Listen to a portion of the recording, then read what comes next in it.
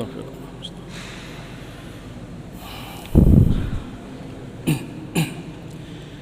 Assalamualaikum warahmatullahi wabarakatuh.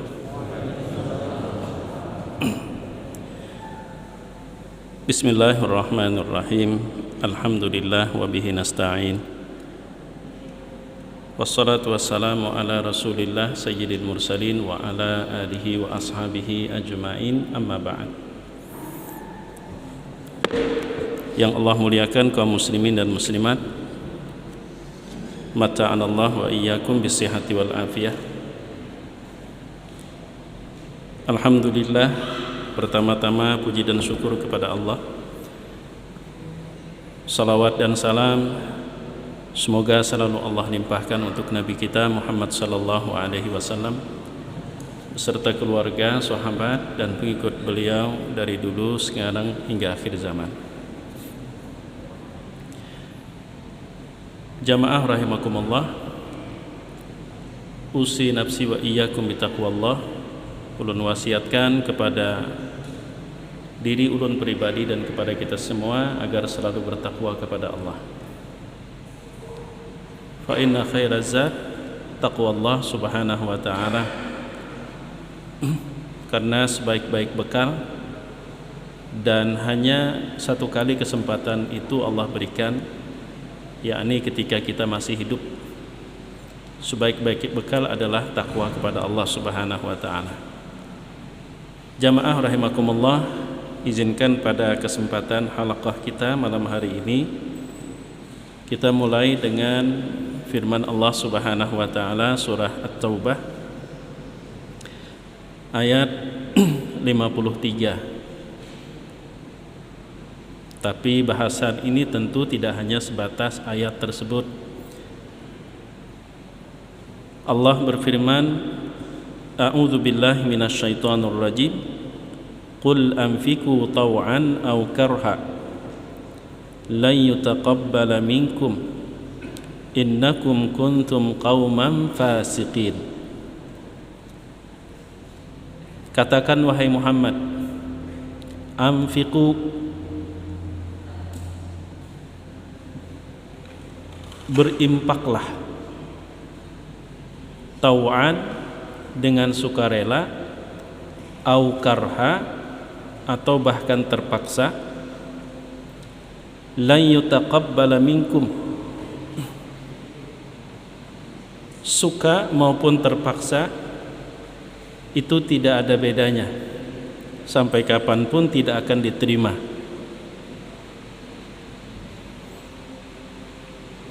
Innakum, sesungguhnya kamu, kuntum, dahulu sebelum engkau berimpak,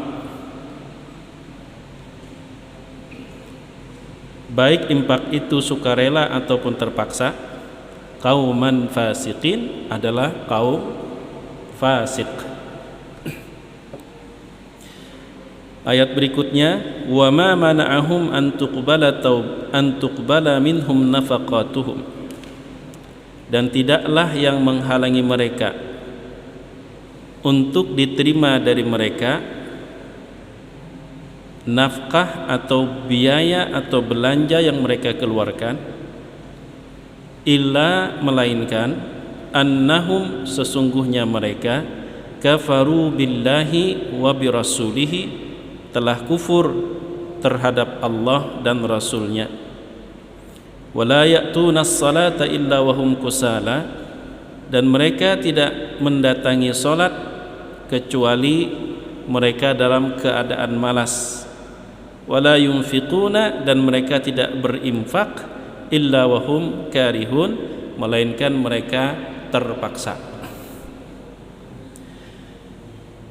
Jamaah yang dimuliakan Allah subhanahu wa ta'ala, pada ayat 53 terdapat kata fasik. Kata fasik yang dari terjemah kita menangkap itu salah satu sebab infak, sedekah tertolak, jangankan dilakukan secara terpaksa, sukarela pun tetap ditolak. Itu akibat dari kefasikan. Kalau kita melihat sekedar terjemah, sebagaimana halaqah kita sebelumnya, terpelesetnya kita dalam memahami Al-Quran ketika kita tidak membaca, mengkaji alur atau istilahnya sababun nuzul. Sababun nuzul. Kelompok takfiri, mereka, maksud kelompok takfiri gampang mengkafirkan orang. Mereka bukan mengkafirkan tanpa alasan. Mereka mengklaim berdasarkan ayat Al-Quran. Dan kalau kita lihat memang benar, kalimatnya jelas dan tegas. Salah satu contoh dalam surah Al-Maidah kan, wa man lam yahkum bima anzalallahi faulaika humul kafirun. Barang siapa yang tidak berhukum, dan dari kata hukum itu kemudian menjadi kalimat hukumah yang berarti negara. Barang siapa yang tidak berhukum, membangun sistem pemerintahan dengan hukum Allah, maka mereka kafir. Kalimatnya jelas, terjemahnya pun juga apa adanya. Jadi ketika orang mengatakan ini negara kafir, itu negara kafir, itu negara kafir, yang di sana negara kafir, karena memahami saklak apa adanya secara hitam putih. Jamaah yang dimuliakan Allah Subhanahu wa taala. Karena itu ayat ini terletak dalam surah At-Taubah. Maka ada baiknya kita sedikit mengenal surah At-Taubah. Jadi surah At-Taubah ini diawali dengan firman Allah, bara'atum minallahi wa rasulih, ultimatum. Ultimatum. Ultimatum dari Allah dan Rasul. Tentang apa? Dan ini bagian dari ultimatumnya.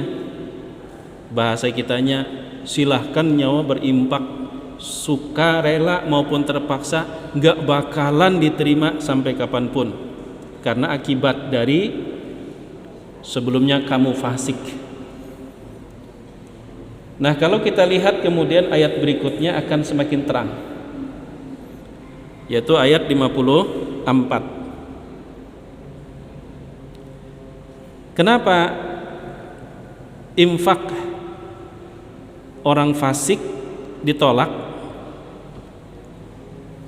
Nanti fasik itu apa sih? Jadi agar kita bisa memilah-milah fasik itu apa. Maka jawaban kenapa ditolak, Allah berfirman, karena sesungguhnya mereka kafir terhadap Allah dan Rasulnya, tidak beriman. Sehingga jelas non-muslim yang tidak beriman kepada Allah, tidak beriman kepada Nabi Muhammad, mau seberapa banyak pun menggelontorkan dana, sekalipun tangannya dicium santri, sekalipun umpama pakai peci, umpama masuk dalam musholla, juga seperti seorang ustadz mungkin pakai selempang di sini, tapi dia non muslim, seberapa banyak pun dana yang dia gelontorkan di sisi Allah tidak diterima, karena syaratnya iman. Syaratnya iman. Jadi kalau kita hanya melihat ayat 53, nah ini ngeri. Karena pada saat kita mendefinisikan fasik, fasik itu khurujun anit ta'at, orang yang keluar dari ketaatan, orang yang berbuat melanggar hukum, itu fasik. Siapa sih di antara kita yang tidak pernah melanggar hukum Allah? Ada yang terselubung, ada yang terang-terangan. Nah, karena itu ayat berikutnya menseimbangkan menjelaskan tafsir ayat bil ayat bahwa yang dimaksud dengan fasik di sini adalah fasik level tidak beriman kepada Allah dan Rasulnya. Nah, karena itu ulun jelaskan terlebih dahulu, walaupun nanti kita lompat-lompat karena sesekali kita memperkenalkan surah At-Taubah ya, surah ultimatum. Juga kenapa tidak diawali dengan bismillah, ada apa?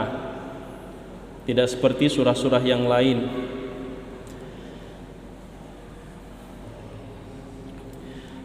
Kalau kita mengacu kepada hadis Nabi riwayat Imam Bukhari dari Umar ibn al-Khattab tentang pertanyaan malaikat Jibril, Islam, iman, dan ihsan.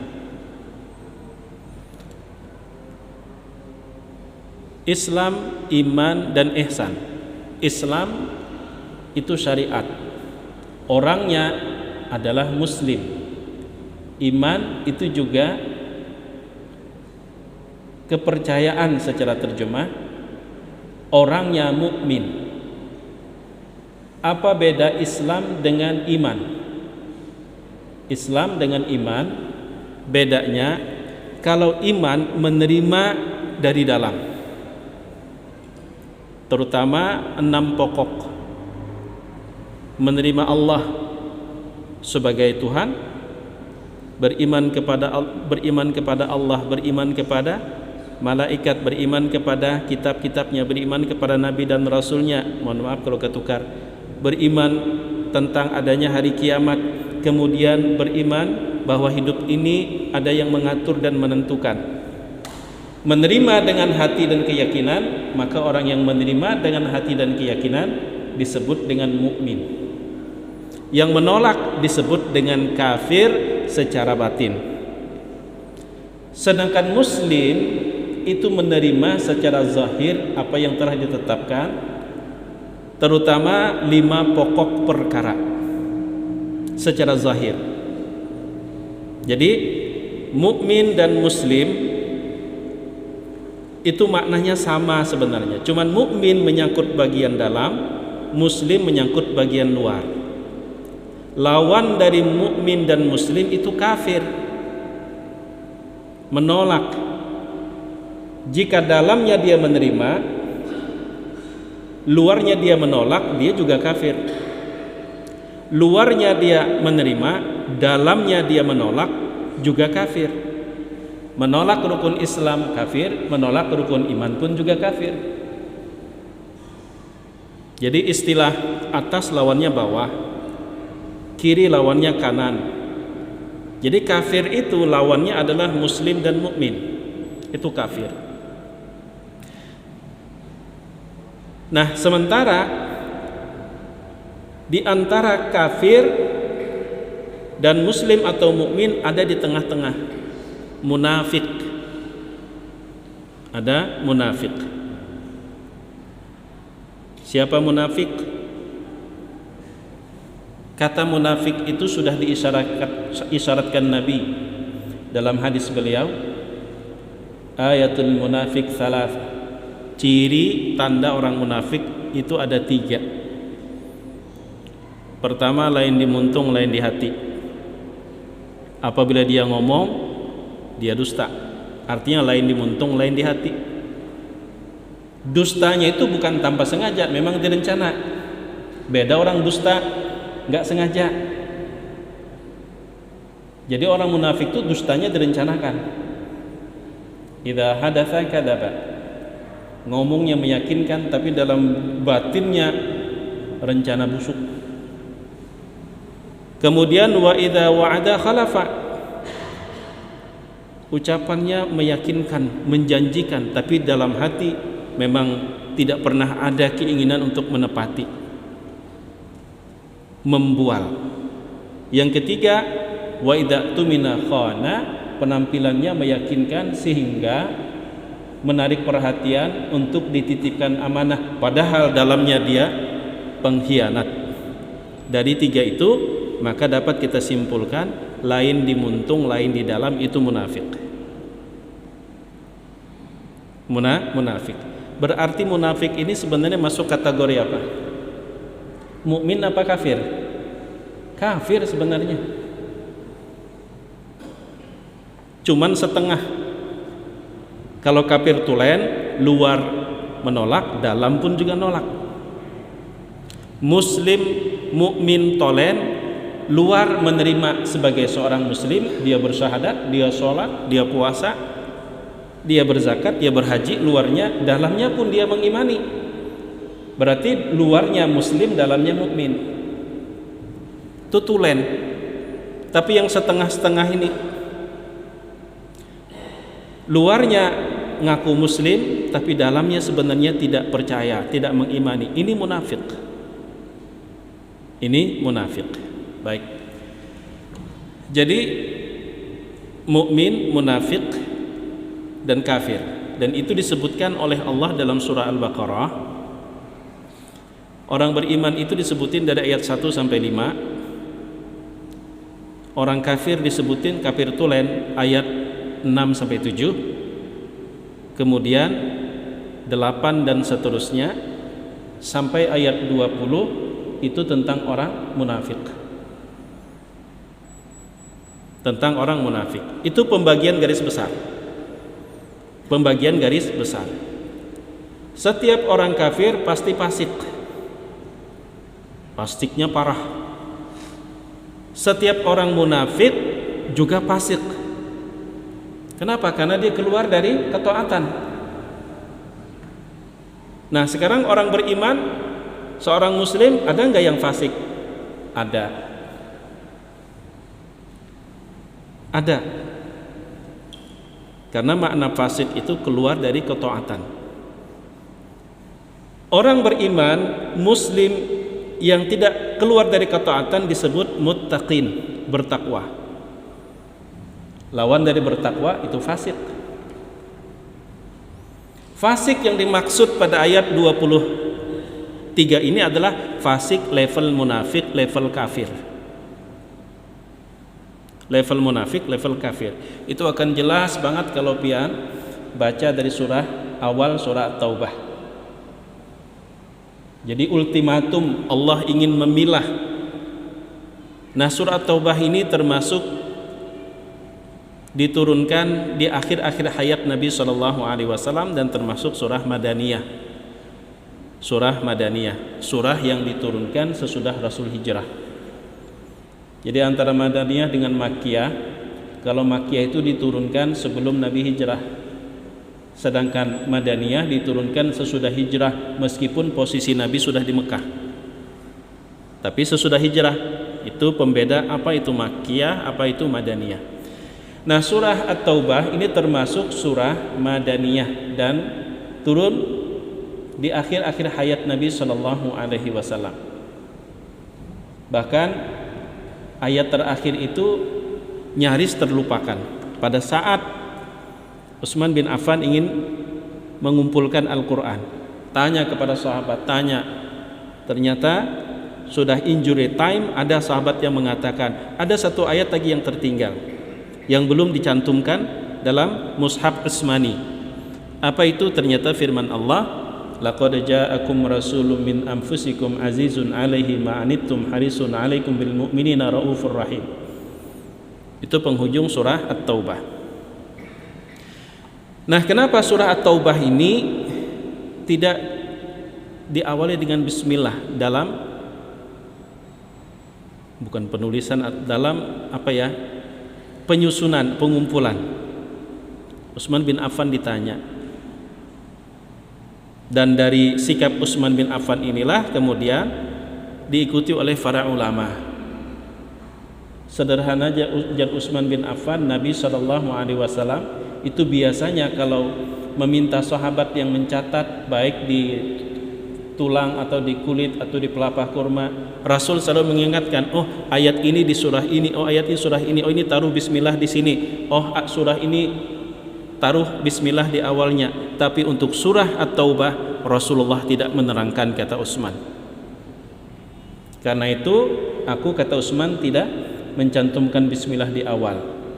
Di samping itu, kata Utsman bin Affan, kandungan surah At-Taubah dengan surah Al-Anfal itu 11-12, cerita tentang perang. Kami menduga bahwa ini termasuk bagian dari surah Al-Anfal. Hanya saja surah Al-Anfal itu surah Madaniyah yang diturunkan di awal-awal hijrahnya Nabi. Di awal-awal hijrah Nabi. Itu surah Al-Anfal, surah nomor 8. Kalau At-Taubah surah nomor 9. Al-Anfal kan rampasan perang. Mohon maaf, bukan rampasan perang ya, keuntungan perang. Kita sering disesatkan oleh kalimat. Dalam Islam itu kan ada yang namanya ghanimah ya. Ghanimah itu diterjemahkan rampasan perang. Itu konotasi negatif. Itu konotasinya negatif. Seakan-akan umat Islam itu tukang rampas. Namanya kan juga kalimat rampas itu kan nggak enak didengar. Maka ghanimah yang merupakan bagian dari warisan Islam dalam etika berperang, itu diterjemahkan orang menjadi rampasan dan itu menyesatkan. Ini perlu kita garis bawahi. Siapapun ditanya kalau soal kalimat rampas itu sudah nggak nyaman kedengarannya. Padahal bahasa Arabnya adalah ghanimah igtanim khamsan qabla khamsin. Ambil keuntungan. Igtanim dari kata igtanama yaghtanim igtinaman. Ghanimah, ambil keuntungan mumpung masih ada 5 sebelum datang 5. Jadi kata ghanimah itu jangan diartikan rampasan perang konotasi negatif. Makanya kalau kita katakan rampasan perang itu membuka celah orang akan menghujat Islam itu memang tukang rampas. Nah, Al-Anfal, surah Al-Anfal itu berbicara banyak tentang peperangan. Dan ternyata surah At-Taubah pun juga tentang peperangan. Tapi kenapa beda? Sejarah penamaan surah-surah Al-Quran itu memang tauqifiyah, tuntunan, akan tetapi dapat kita pahami asal usulnya. Kenapa disebut surah Al-Baqarah? Oh, karena ada kasus besar yang diabadikan dalam surah Al-Baqarah, yaitu tentang sapi betina Nabi Musa. Kenapa disebut dengan surah Al-Anfal? Karena memang awal ayat yas'alunaka 'anil anfal qulil anfalu lillahi war rasul. Kenapa disebut dengan surah At-Taubah? Karena di situ laqad taballahu 'alan nabi. Allah menerima dan memberikan taubat kepada nabi dan orang beriman, terutama wa 'ala salasatil ladzina khulifu, terhadap 3 orang sahabat yang absen gak ikut berperang, padahal saat itu saat-saat genting, perintah berperang berlaku untuk semuanya. Ini ultimatum, siapa yang gak berperang berarti dia imannya dipertanyakan. Makanya ada firman Allah, infiru khifafan wasiqala, pergi berperang nang paribahasa kada bisi kuda berjalan batis. Jadi infiru khifafan wasiqala, pergi berperang seadanya apa nang mampu, jangan banyak alasan. Anu ya Rasulullah ulun kada bisi kuda, tidak ada alasan. Selama Anda sehat, Anda mampu berperang. Jadi pada saat itu kan terdengar kabar pasukan dari Romawi ingin menyerang. Maka Nabi pun mengerahkan para sahabat dalam surah Taubah ini. Surah Taubah ini mengerahkan para sahabat semua ikut berperang, tanpa terkecuali yang sakit, perempuan, orang tua dan anak-anak. Tapi selama masih sehat, tak punya senjata, berangkat. Infiru khifafa wa thiqala. Itu kan ada firman Allah seperti itu. Rupanya ketika Nabi SAW menyampaikan perintah Allah, disitulah terkelompok yang beriman, dia tidak pikir panjang, berangkat walaupun tak punya apa-apa. Tapi ada yang ngeles. Orang kaya ngeles, ya Rasulullah, saya udah tua, ya Rasulullah, saya enggak mampu, ya Rasulullah, ada anak-anak perempuan, istri saya kalau ditinggalkan, siapa yang ngurus mereka, ya Rasulullah. Diceritakan di situ. Ada juga yang sok, tapi sebenarnya tak mau. Aku jakannya parak tulakai, lau kana safaran qariba. Jakannya parak hendakai tulaknya jauh pang. Macam-macam pada saat itu. Maka diultimatum oleh Allah Subhanahu wa taala. Nah, Sehingga pada saat itu terbelahlah, ada yang mukmin sejati, ada yang kafir di pihak musuh, ada yang munafik. Ini orang munafik macam-macam. Nah, maka dari itu kalau ingin melihat sifat-sifat munafik yang disebutkan di dalam surat Taubah, itu biasanya dimulai dengan wa minhum. Setiap ayat yang diawali dengan wa minhum. Misal, makanya ulun perlu pegang Al-Quran karena harus mendata.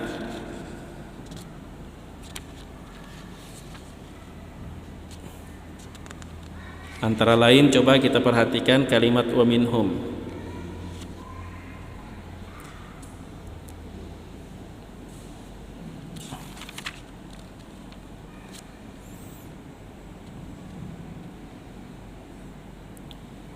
Perintah berperangnya itu pada ayat 41, infiru khifafa wa thiqala. Nah, kemudian udah mulai kelihatan ada yang ngeles itu pada ayat 44. Itu mulai ngeles tuh. Ada yang ngeles. Sumpah-sumpah lagi, ya Rasulullah, ulun hendak pana umpat tapi inilah itulah macam-macam. Dan itu ciri-ciri orang munafik.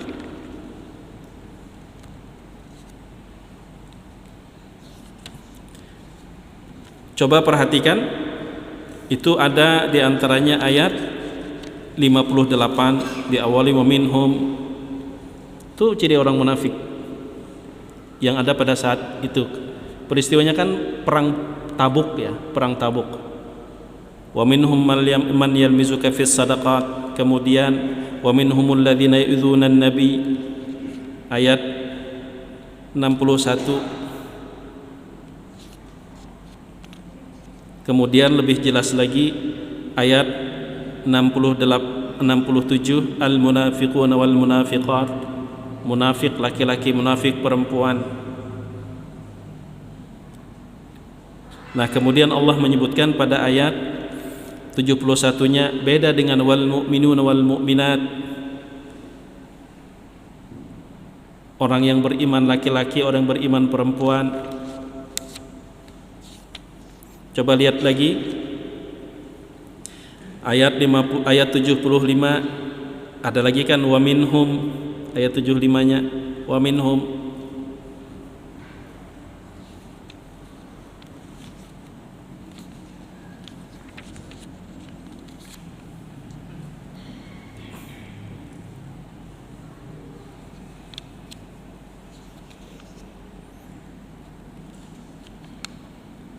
Kemudian ayat 98 ada lagi wa minal a'rab, ayat 98.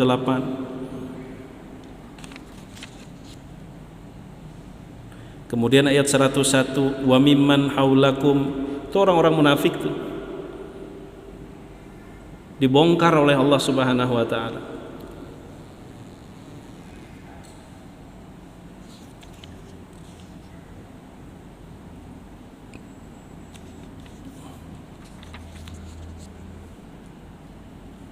Jadi rata-rata ketika dan di antara mereka dan di antara orang-orang wa minal a'rab, orang-orang Arab, itu Allah ujar bahasa kita membeberkan.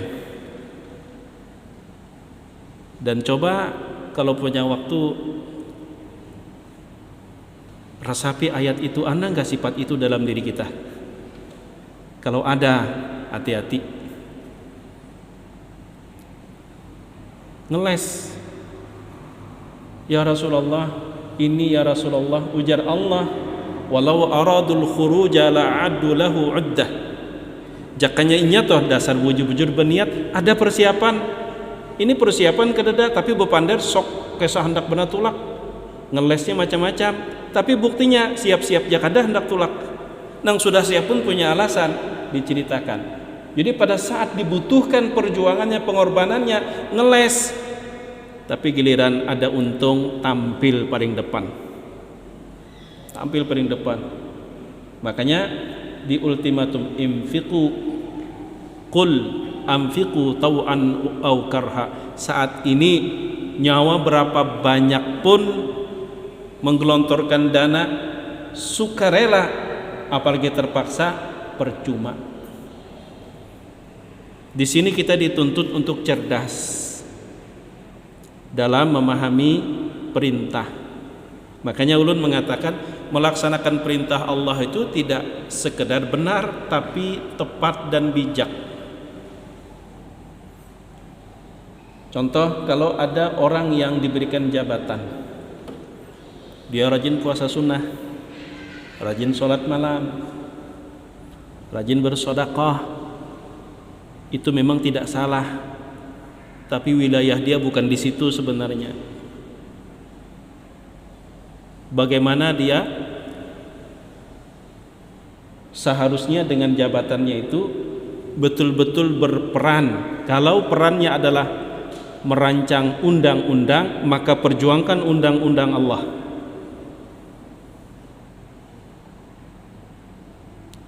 Jadi melaksanakan perintah Allah tidak cukup hanya benar, tapi mesti harus cerdas atau tepat. Orang dalam kesusahan kita kasih nasihat, sabar, tidak salah. Nang bujur tuh nah keluarkan duitnya, nang itu nang iya. Sabar, badai pasti berlalu. Salah nggak ngasih nasihat agar sabar? Enggak salah. Tapi yang dia butuhkan saat itu bukan itu. Beberapa waktu yang lalu ulun menghadiri pernikahan sepupu putri ading mama. Karena suku Manyan, jadi menggunakan adat Manyan.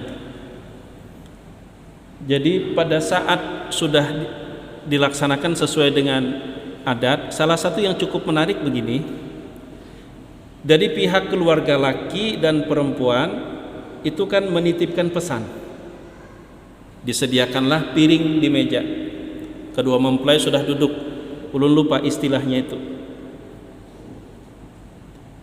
Istilahnya lupa, tapi yang ulun ingat, acara demi acara salah satunya dari kedua belah pihak keluarga itu ingin menitipkan pesan kepada kedua mempelai. Yang uniknya ditaruh semacam piring. Jadi sebelum siapapun berhak untuk menitipkan pesan, tapi harus menitip amplop di situ. Cuma jangan diterapkan di sini, ulun kada ada cukup duitnya, ulun ngasih nasihat, kemudian ulun harus ngasih uang juga. Tapi kan luar biasa, enggak nasihatnya, tapi ini sebagai modal. Wananda nang lelaki-laki dan bebinian, hidup itu dikasih nasihat, tapi boleh ngasih nasihat harus ngasih amplop dulu berisi uang. Masing-masing ngasih amplop. Jadi kadang nasihatnya aja, modal hidupnya pun juga diberi. Kita kadang-kadang nasihatnya aja bebuih. Itulah kenapa kadang-kadang sulit kita pengajian itu orangnya banyak, sulit. Karena orang mikir tidak seperti yang Allah mudahkan buat kita berpikir. Kalau kita kan mikir akhirat mungkin lebih besar, sehingga kita tidak merasa risau meluangkan waktu, karena bagi kita akhirat lebih penting. Tapi tidak semua orang berpikir seperti itu. Ada yang mikir, kalau saya ikut pengajian, anak saya makan apa, saya dapat apa, sementara kebutuhan saya sangat jelas. Maka dari itu salah satu upaya kita jadikan masjid tidak hanya menaungi ibadah, tapi juga menaungi kesejahteraan sosial dan kesehatan.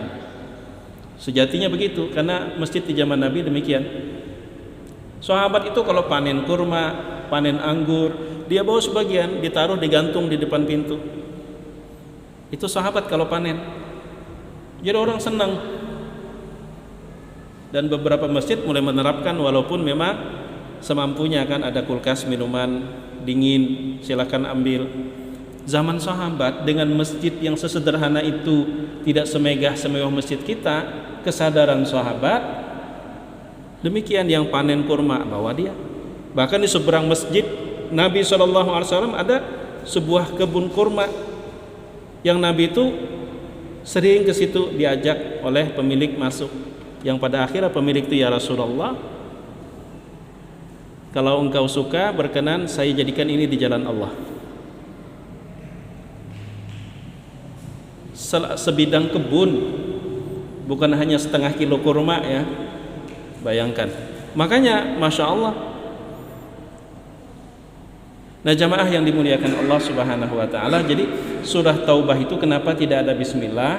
Karena kata Utsman bin Affan, saya tahu persis Rasulullah itu kalau udah meminta seorang katib atau seorang penulis ketika menuliskan ayat Al-Quran, beliau selalu teliti, ini taruh di sini, ini di surah ini taruh bismillah di awalnya. Tapi untuk surah Taubah Nabi tidak menginstruksikan untuk menaruh bismillah di awalnya.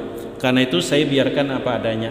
Lalu sikap Umar inilah yang diikuti oleh semua umat Islam rata-rata ulun yang sebatas ulun ketahui. Rata-rata surat Taubah itu tidak dikasih bismillahirrahmanirrahim.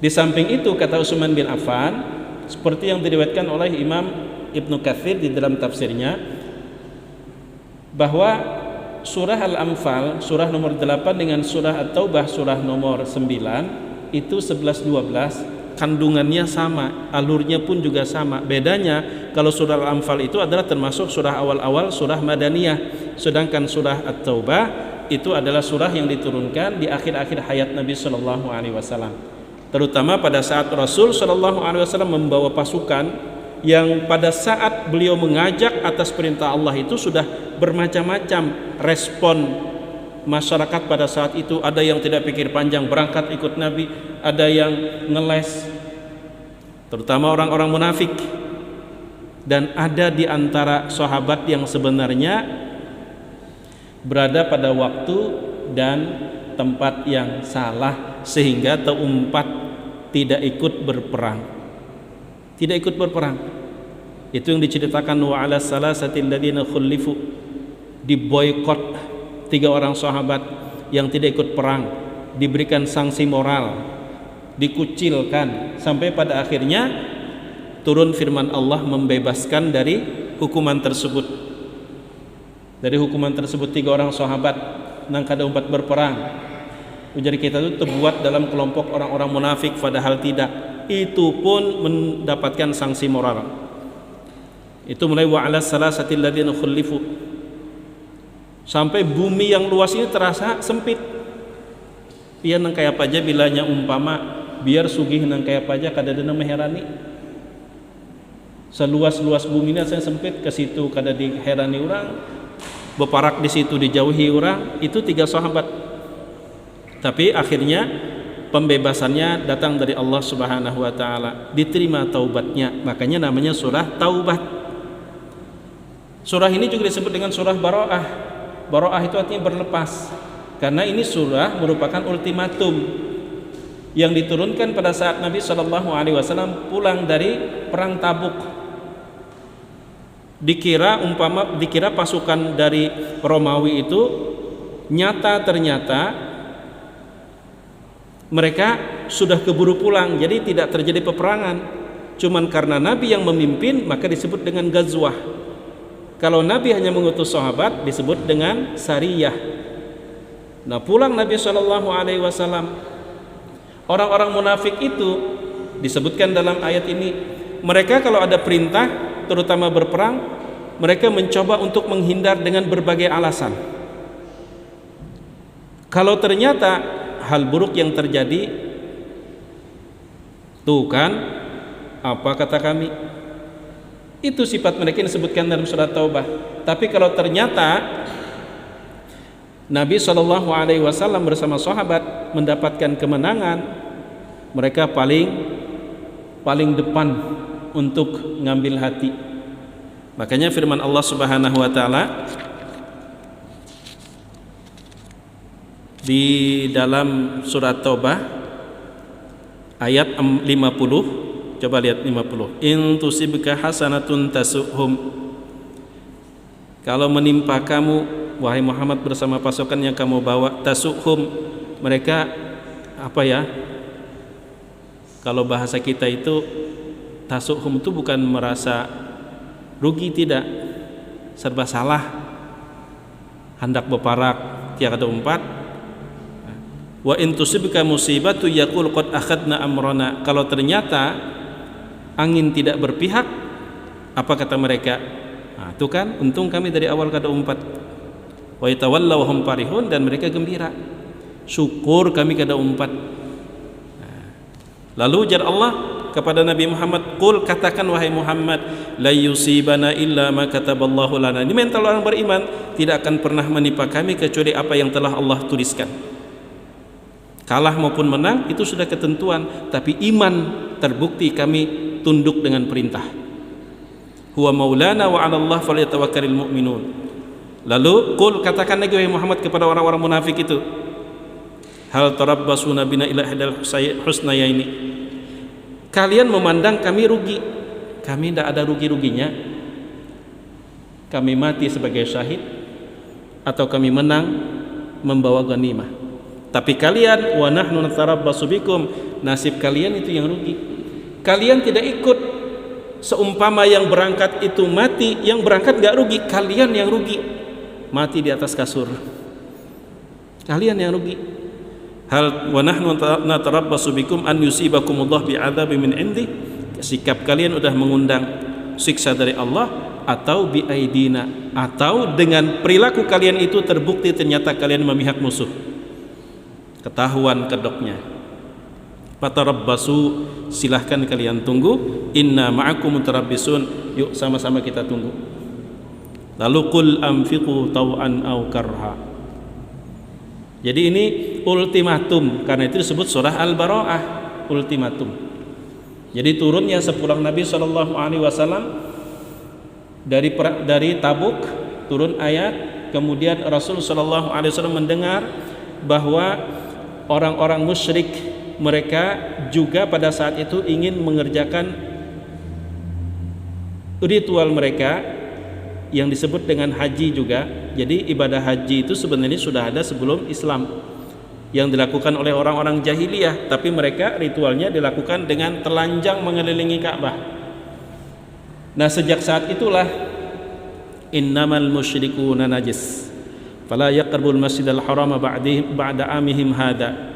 Salah satu ayat Al-Quran dalam surat Taubah, ultimatum, orang-orang musyrik itu adalah najis, jangan sampai mereka bisa lagi mendekati Masjidil Haram sesudah tahun ini. Maka Rasul utuslah Abu Bakar Siddiq untuk memimpin jamaah untuk berhaji, sekaligus untuk membersihkan kawasan Mekah dari orang-orang musyrik yang sebelum itu masih ikut melakukan ritual tawaf dengan telanjang. Dikirim oleh Nabi Abu Bakar Siddiq. Kemudian setelah dikirim untuk menguatkan, diutus lagi Ali bin Abi Thalib menyusul. Jadi kandungan utama dari surat Taubah itu adalah pertama ultimatum antara orang yang beriman, kemudian munafik, kemudian orang kafir. Ultimatum pertama. Ultimatum kedua adalah membersihkan kawasan Masjidil Haram dari orang-orang musyrik, sehingga sejak tahun itu mereka tidak boleh lagi masuk ke Masjidil Haram. Itu secara keseluruhan seperti yang dijelaskan oleh Syekh Abdullah Syahatah di dalam buku beliau Ahdafu kulli surah wa maqasiduha. Sasaran setiap surah dalam Al-Quran dan tujuan-tujuan atau poin-poin utama. Itu disebutkan oleh Syekh Abdullah Syahatah di dalam buku beliau yang berjudul Ahdafu kulli surah wa maqasiduha. Jadi perlu kita bagi bahwa Muslim mukmin lawannya kafir. Di tengah-tengah munafik. Orang kafir udah pasti fasik. Orang munafik pun juga fasik.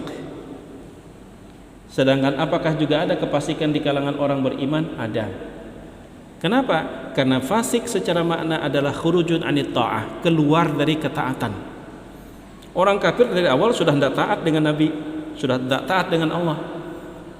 Orang munafik pun juga sekalipun taat secara zahir, batinnya menyimpan permusuhan yang mendalam, sama dengan tidak taat.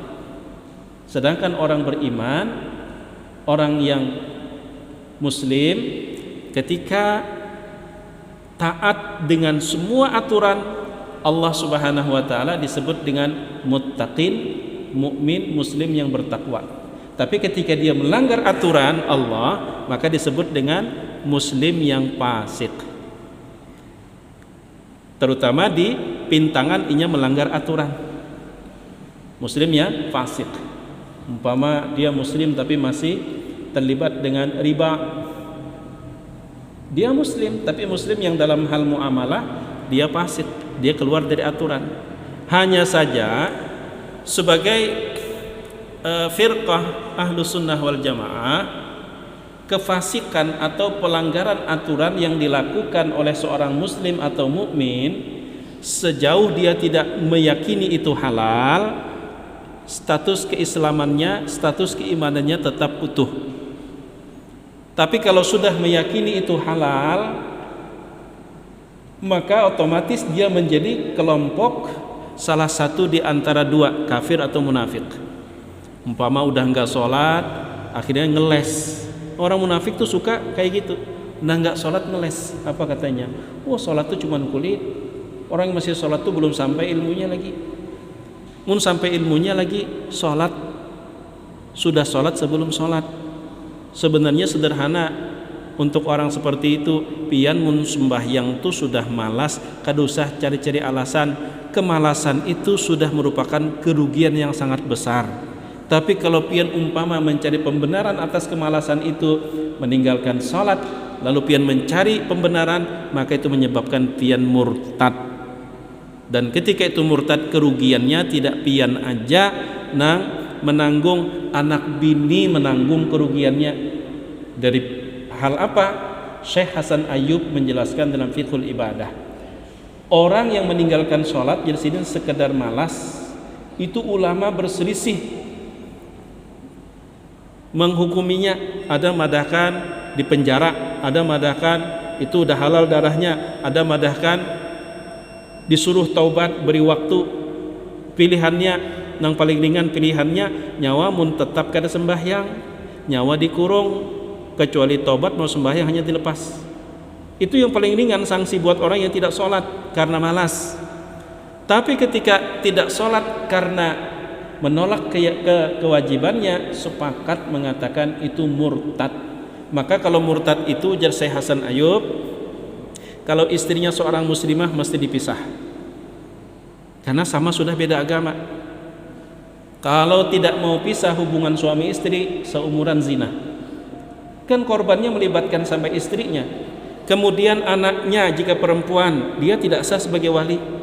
Bahkan putus hak untuk saling waris-mewaris, karena hak mewaris tidak dapat kalau terdapat salah satu penyebabnya yang disebut dengan ikhtilafuddin, perbedaan akidah.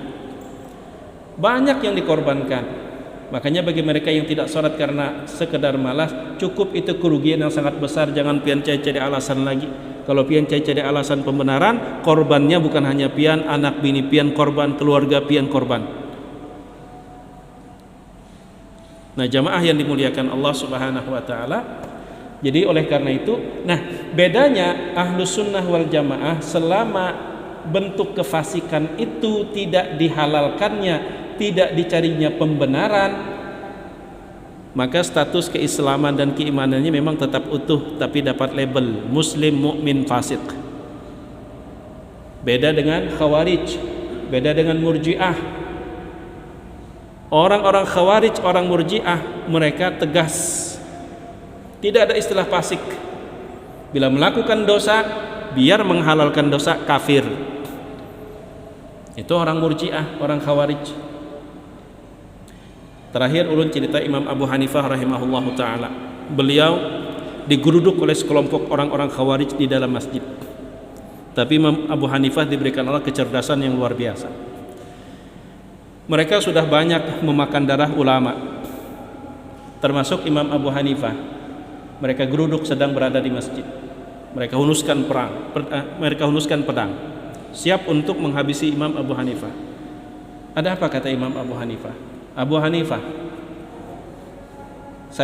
kami datang ke sini tujuannya jelas satu, kami ingin menghabisi, karena dianggap beda pemahaman.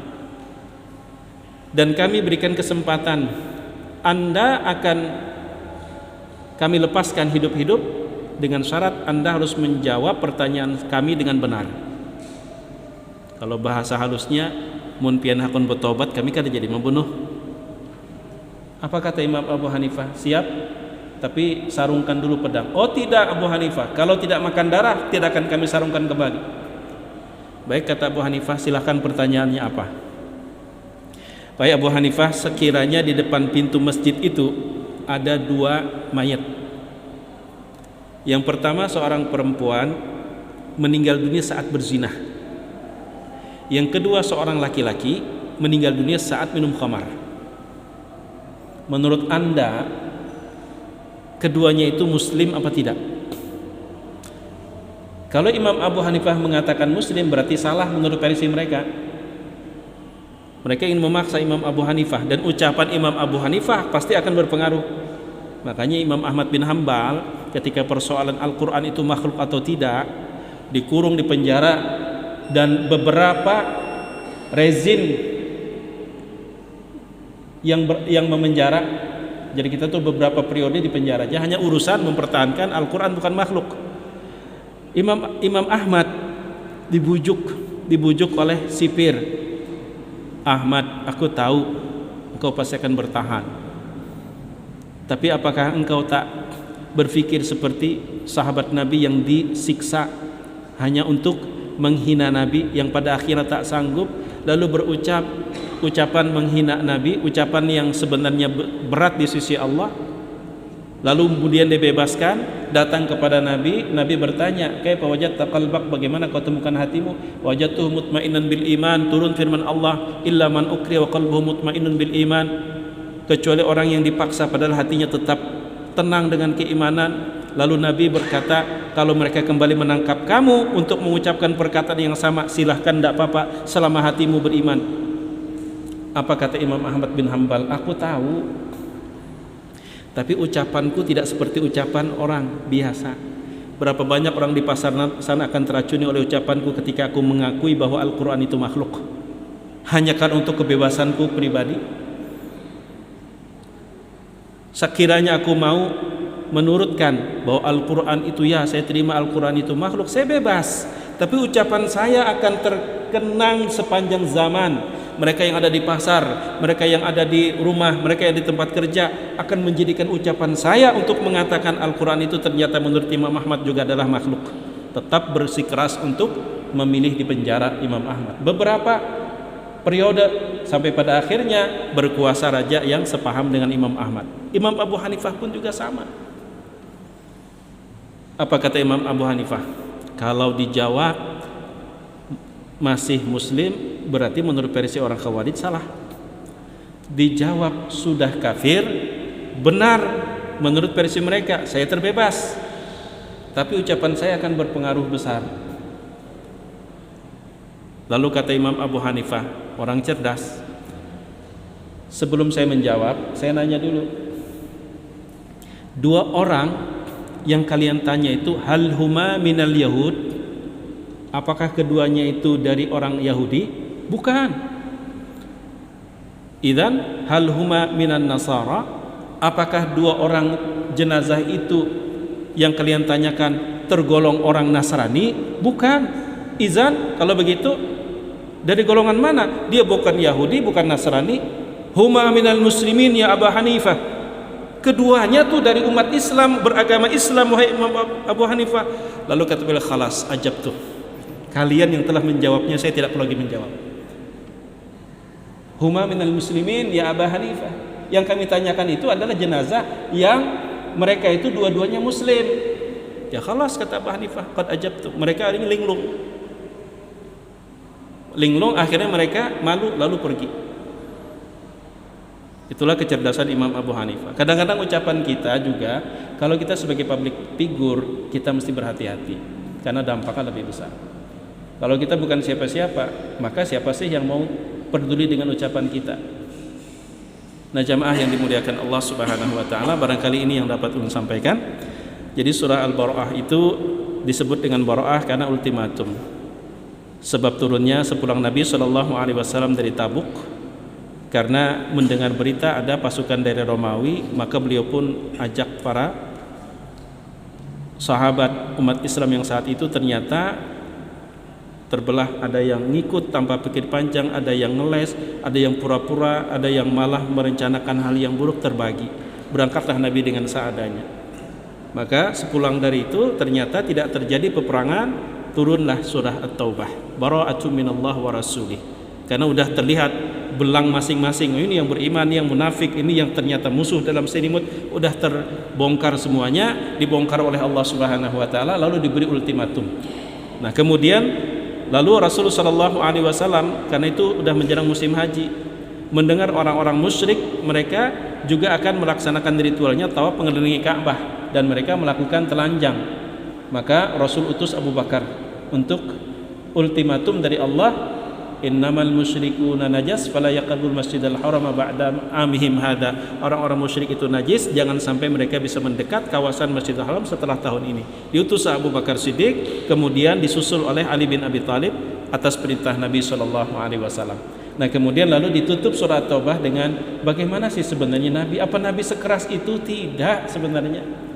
Laqad ja'akum rasulun min anfusikum azizun 'alaihi ma anittum harisun 'alaikum bil mu'minina raufur rahim. Jadi ketika Nabi keras bukan berarti, ketika Nabi tegas bukan berarti keras, tapi Nabi semata-mata itulah aturan yang harus diterapkan, tapi sifat Nabi tidak pernah mengubah dari sifat yang pengasih dan penyayang kepada orang-orang beriman. Harisun 'alaikum, hasratnya begitu sangat besar agar tidak ada yang sempat mampir di neraka. Nah, jamaah yang dimuliakan Allah, karena waktu Isya sudah sampai, nanti di rumah silahkan luangkan waktu untuk kembali membaca surat Taubah, tapi secara garis besar sudah ulun jelaskan, di mana di situ menceritakan nang berimannya ada, nang munafiknya ada, nang kafirnya ada, nang beriman tapi sempat fasik pun juga ada, yang munafik yang fasik juga ada, yang kafir pasti fasik pun juga ada. Disebutin ceritanya dan ultimatum. Allah ingin membongkar status identitas masing-masing, lalu diberikan ultimatum, bagi anda yang tidak beriman anda pasti fasik, maka qul anfiqu taw'an aw karha la yutaqabbala minkum innakum kuntum qauman fasiqin. Wa ma mana'ahum an yutaqabbala minhum shadaqat illa annahum kanu kafaru billahi wa bi rasulihi wa la ya'tuna as-salata wa hum illa wa hum kusala. Salatnya pun malas. Wa la yunfiquna illa wa hum karihun. Mengeluarkan dana pun sebenarnya ada tujuan, bukan keikhlasan, walaupun unda ikhlas, unda sukarela, pasti ada. Wa hum karihun, sebenarnya ada kompensasi, maka dari adanya kompensasi itulah mau dia mengkucurkan dana. Nah, ini yang dapat ulun sampaikan, mudah-mudahan bermanfaat. Jika ada salah hilapnya mohon maaf. Hadanallahu wa iyyakum ajma'in. Subhanakallahumma wa bihamdika asyhadu an la ilaha illa anta astaghfiruka wa atubu ilaik. Wassalamualaikum warahmatullahi wabarakatuh.